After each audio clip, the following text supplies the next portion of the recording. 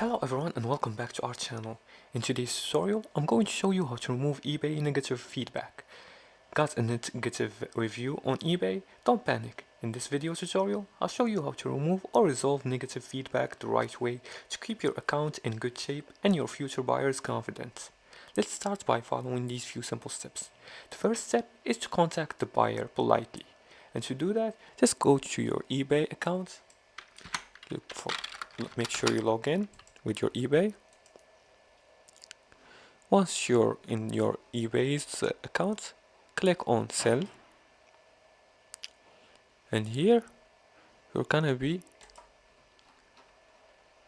click on overview right here. Click on overview and scroll all the way down to feedback in here.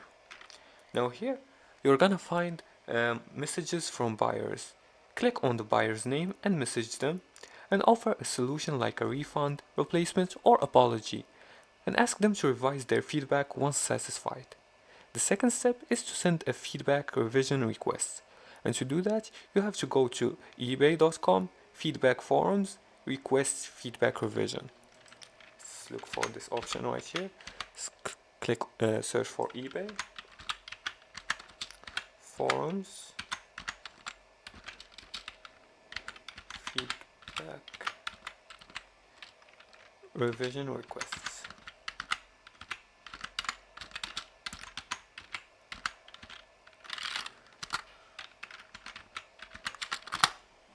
In here, we're gonna choose the transaction. Let's go in here. We're gonna choose the transaction and explain what you did to resolve it and submit. And the buyer will have 10 days to update or remove their feedback. As for the third step is to report the feedback to eBay if it violates the policy of eBay. Now, if the feedback includes profanity, personal infos, or false claims, go to help, contact us, and then report feedback. And eBay may remove it themselves if it breaks the rules. And done. Your feedback profile is protected and ready for new sales. Always stay professional and polite when contacting buyers, and solve issues quickly to avoid negative feedback in the first place, and keep records of every communication and resolution. And that's it for today's tutorial. If you liked this video and found this helpful, please like and subscribe, and feel free to leave a comment below the video if you have further more questions about this topic. Thanks for watching, and see you again in the next tutorial.